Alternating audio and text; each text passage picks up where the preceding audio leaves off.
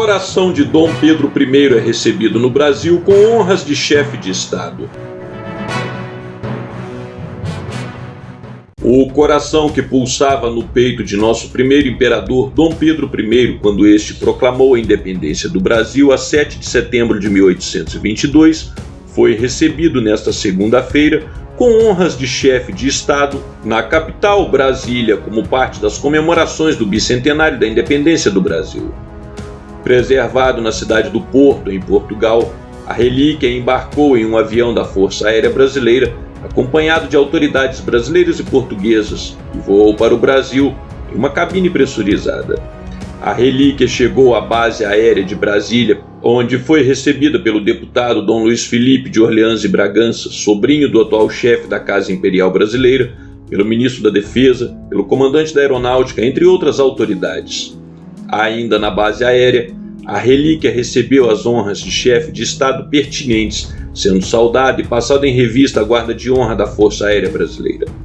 Em seguida, foi escoltada até o Palácio do Itamaraty, onde permanecerá guardada até terça-feira, dia 23, quando será conduzida por uma escolta da Cavalaria dos Dragões da Independência ao Palácio do Planalto e, após passar em revista a tropa, subirá a rampa. Em seguida, serão executados os hinos nacional e da independência, cujas melodias são atribuídas ao imperador. Após a execução, o relicário será levado à presença do presidente Jair Bolsonaro para uma cerimônia.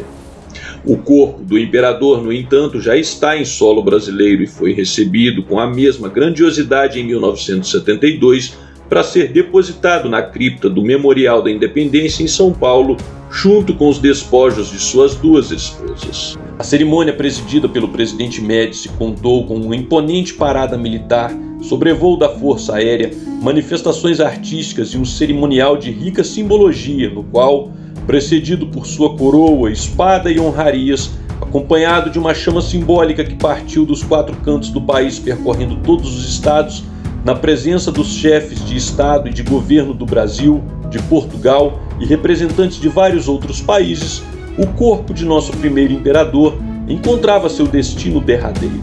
Seu coração, no entanto, havia ficado preservado como relíquia na cidade do Porto, em Portugal, onde também reinou com o título de Dom Pedro IV, que ficou conhecido como o Rei Soldado, Rei Liberal ou Rei Libertador. Ocorre que, com a morte de Dom João VI em 1826, o então primeiro imperador do Brasil e seu filho mais velho vivo estava também na linha de sucessão e teria direito também ao trono português.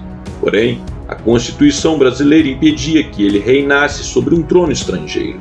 Então, o soberano brasileiro foi a Portugal, assumiu o trono, reformou a Constituição e abdicou em favor da filha Dona Maria, então com 7 anos de idade, e retornou ao Brasil, deixando sua irmã como regente. Em 1828, seu irmão Dom Miguel, que havia sido exilado por empreender resistência à Revolução Liberal do Porto, retornando a Portugal, foi aclamado pelas cortes reunidas em Lamego como Dom Miguel I, derrubando a Constituição e tomando a coroa da agora rainha Dona Maria II. Foi quando, em 1831, Dom Pedro I abdicou ao trono brasileiro em favor do filho Dom Pedro II, então com 5 anos de idade, e partiu para a Europa para defender a coroa da filha.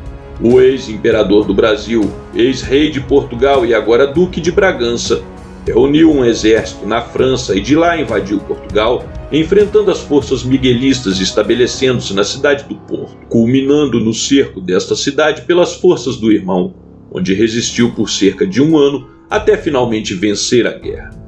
Em gratidão pelo apoio dos cidadãos da cidade do Porto, às vésperas de sua morte, Dom Pedro declarou seus 2 últimos desejos: que fosse sepultado como um soldado de sua filha, não como um monarca, e que seu coração fosse relegado à cidade do Porto. Por ter sido na Igreja da Lapa que Dom Pedro assistiu às missas militares, em 1835 sua filha escolheu esta igreja para ser a fiel depositária da relíquia. Ironicamente, o imperador do Brasil, que nasceu em Portugal, pôs e ajudou a manter no trono português uma rainha nascida no Brasil. Pouco mais de um mês após o sepultamento do último chefe da Casa Imperial Brasileira receber honras militares e luto oficial, a relíquia do fundador desta casa dinástica retorna ao país que ajudou a fundar, sendo recebido com honras de chefe de Estado para as comemorações do bicentenário da independência que legou à nação brasileira. E esse foi o Plantão Monarquia News. Curta, comente, compartilhe e inscreva-se no canal. E fique atento às notícias e novidades do mundo monárquico.